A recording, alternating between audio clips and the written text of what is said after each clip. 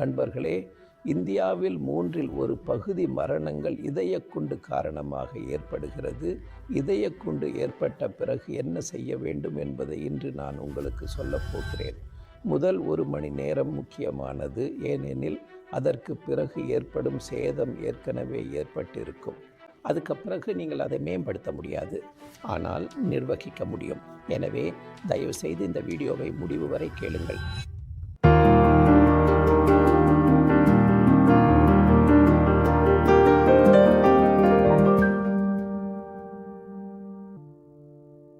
நண்பர்களே, இதயக்குண்டு என்றால் என்ன என்பதை நான் முன்பே கூறியுள்ளேன். இதயத்திற்கு இரத்தம் 3 குழாய்களால் வழங்கப்படுகிறது. அவற்றை கரோனரி ஆர்டரிஸ் என்று அழைக்கின்றனர். அவை பென்சில் அளவுக்கு தடிமனாக இருக்கும். 3 குழாய்களும் 11 பகுதிகளுக்கு இரத்தத்தை விநியோகிக்கின்றன. இந்த குழாய்களுக்குள் தடுப்பு ஏற்படுகிறது. தடுப்பு என்றால் கொழுப்பு சுவர் உள்ளே தேங்குகிறது. அது மெதுவாக அதிகரிக்கிறது. இதனால் இதயத்திற்கு இரத்தம் குறைவாக வழங்கப்படுகிறது. இதை தடுப்பு என்று அழைக்கின்றனர். இந்த தடுப்பு 10, 20, 30, 40, 50, 60, 70 வரை அதிகரிக்கும் போது நோயாளிக்கு தெரியாது.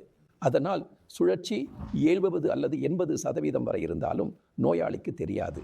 அவருக்கு இதயக்குண்டு ஏற்படாது என்று நினைக்கிறார். ஏனெனில் அவர் 1 மணி நேரம் நடைப்பயிற்சி செய்கிறார். 20% திறந்திருந்தால் அவர் 1 மணி நேரம் நடைப்பயிற்சி செய்ய முடியும். ஆனால் தடுப்பு அதிகரிக்கும் போது என்ன நடக்கிறது என்பதை நீங்கள் அறிய வேண்டும். ஒரு நாள் தடுப்பின் மேல் இருக்கும் படலம் கிழிகிறது. அப்பொழுது உள்ளே இருக்கும் பொருள் இரத்தத்துடன் கலந்து காய்ச்சலாக மாறுகிறது. காய்ச்சல் என்றால் உறைந்த இரத்தம்.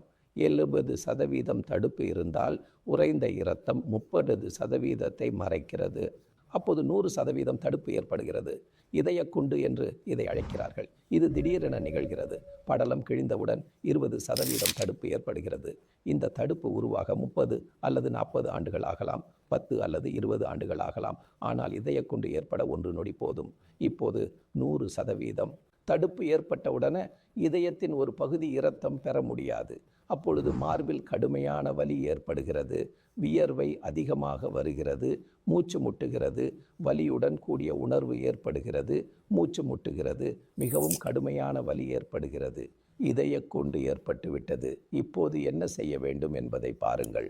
அவசர காலத்தில் செய்யக்கூடிய 12 வீட்டு நடவடிக்கைகளில் ஒன்று, நீங்கள் சோர்பிட்ரேட் மாத்திரையை எடுத்துக்கொள்ளலாம். இரத்த அழுத்தம் பராமரிக்கப்படுகிறதா என்பதை பார்க்கவும். பராமரிக்கப்படவில்லை என்றால் நீங்கள் நிச்சயமாக ஒரு விஷயத்தை செய்ய வேண்டும். அதாவது 34 மாத்திரைகளை ஒரே நேரத்தில் எடுத்துக்கொள்ள வேண்டும். 80 மில்லிகிராம் கொலஸ்ட்ரால் மாத்திரை மற்றும் இரத்தத்தை மெல்லியமாக்கும் குளோபிடோக்ரெல், 30 மில்லிகிராம் அஸ்பிரின், 30 மில்லிகிராம் எஸ்பிரின் ஆகியவற்றை நீங்கள் வைத்திருக்க வேண்டும். அவற்றை நீங்கள் எடுத்துக்கொள்ளலாம். நிலைமை மிகவும் மோசமாக இருந்தால் சிபிஆர் செய்யலாம். ஆனால் அடுத்தது என்ன சிகிச்சை?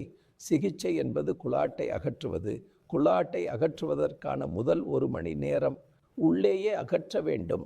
அதற்கு பிறகு செய்தால் ஏற்கனவே சேதம் ஏற்பட்டுவிட்டது. முழுமையான மீட்பு ஒருபோதும் இருக்காது. எனவே முதல் மணி நேரம் மிகவும் முக்கியம் என்பதை நினைவில் கொள்ளுங்கள். இதற்காக நான் இதய மருத்துவமனைகளுக்கு நன்றி கூறுகிறேன். இதய குண்டுவெடிப்பு ஏற்பட்ட பிறகு அவர்களிடம் ஸ்ட்ரெப்டோகைனேஸ், யூரோகைனேஸ் போன்ற சில மருந்துகள் உள்ளன. அவை தடையை கரைக்க முடியும், அதாவது குளாட்டை கரைக்க முடியும். எடுத்துக்கொள்ளுங்கள். 70% மூடப்பட்ட 30% குளாட்டை கரைத்தால் இரத்த வழங்கல் அதிகரித்து அந்த பகுதி காப்பாற்றப்பட்டது. அல்லது அவசரத்தில் ஆஞ்சியோபிளாஸ்டி செய்யலாம். அதனால் குளாட்டை அகற்றலாம். ஆனால் அது 1 மணி நேரத்திற்குள் செய்யப்படாவிட்டால் இதயத்தின் சேதம் 80 முதல் 90% வரை ஏற்படும். எனவே முதல் மணி நேரம் மிகவும் முக்கியம் என்பதை நினைவில் கொள்ளுங்கள். வெளிநாடுகளில் அமெரிக்காவை எடுத்துக்கொண்டால் அங்கு இது 1 மணி நேரத்திற்குள் அல்ல, 15 நிமிடங்களுக்குள் கூட செய்யப்படும் வாய்ப்பு உள்ளது. அங்கு யாராவது குளாட்டை தாக்கினால் அரசு வழங்கிய ஒரு தொலைபேசி எண்ணை அழைக்கவும். எனக்கு இதய குண்டு வெடிப்பு ஏற்பட்டுள்ளது என்று சொல்லவும். அவர்கள் உங்கள் தொலைபேசி எண்ணிலிருந்து உங்கள் முகவரியை கண்டுபிடித்து 5 நிமிடங்களில் அங்கு ஆம்புலன்ஸ் வரும். ஏனெனில் நகரின் பல இடங்களில் ஆம்புலன்ஸ் நிறுத்தப்பட்டுள்ளன. 5 நிமிடங்களில் உங்கள் வீட்டிற்கு வந்து அவர்கள் உங்களை பார்த்து இசிஜி செய்து நியரஸ்ட் டிரான்ஸ்பருக்கு தகவல் கொடுத்தோம், நாங்கள் ஹார்ட் அட்டாக் நோயாளியை கொண்டு வருகிறோம் என்று. இப்போது கிளாட்டை கரைக்க ஏற்பாடு செய்யுங்கள். டாக்டர் ரெடி, ஓடி ரெடி, இல்லை கையொப்பம், இல்லை பணம் 2, படுக்கை. இப்போது நேராக சென்று அவர்கள் கிளாட்டை அகற்றினர். நோயாளிக்கு எந்த சேதமும் இல்லை. ஆனால் 1 மணி நேரத்திற்கும் மேலாக ஆகிவிட்டால் அது சேதமடையும். 1 மணி நேரம் வரை ஒரு இடத்திற்கு இரத்தம் கிடைக்கவில்லை என்றால் அது இறந்துவிடும். இது நமது நாட்டில் மிகவும் கடினம். ஏனெனில் இங்கே முதல் நோயாளி தானாகவே சொல்ல மாட்டான். இல்லை என்றால் வாயு பிரச்சனை என்று நான் நம்ப மாட்டேன். அதில் அரை மணி நேரம் செலவாகும். மகன் சொல்கிறான், அப்பா, உங்களை அழைத்துச் செல்வோம், எனக்கு எதுவும் ஆகவில்லை.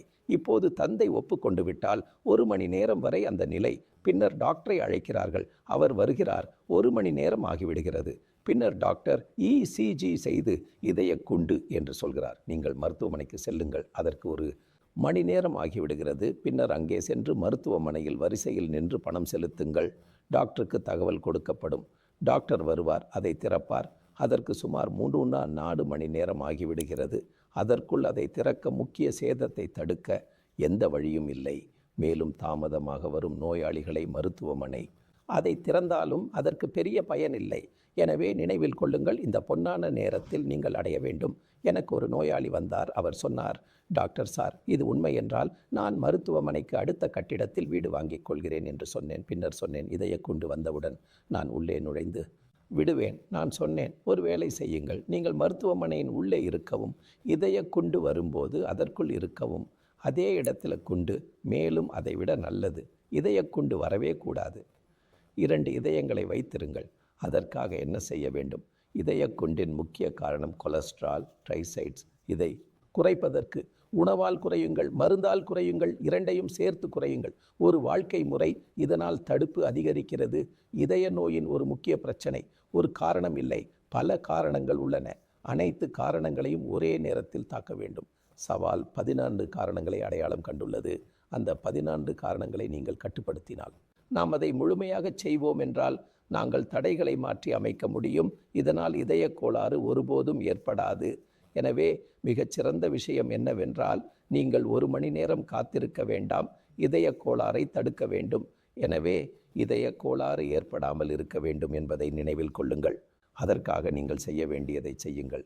இதய கோளாறு ஏற்பட்ட பிறகு 1 மணி நேரத்தில் நீங்கள் மருத்துவமனைக்கு செல்வீர்களா அல்லது செல்வீர்களா என்பது உறுதியில்லை. அங்கு சிகிச்சை கிடைக்குமா என்பதும் உறுதியில்லை.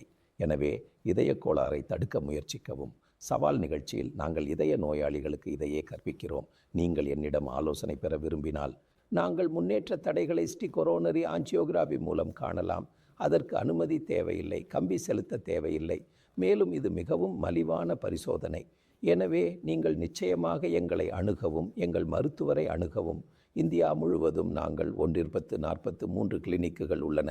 அவற்றில் சென்று நீங்கள் அனைவரையும் சந்திக்கலாம் மற்றும் அவர்களிடமிருந்து இந்த அனைத்து விஷயங்களையும் புரிந்து கொள்ளலாம். மிகவும் நன்றி. மீண்டும் சந்திப்போம்.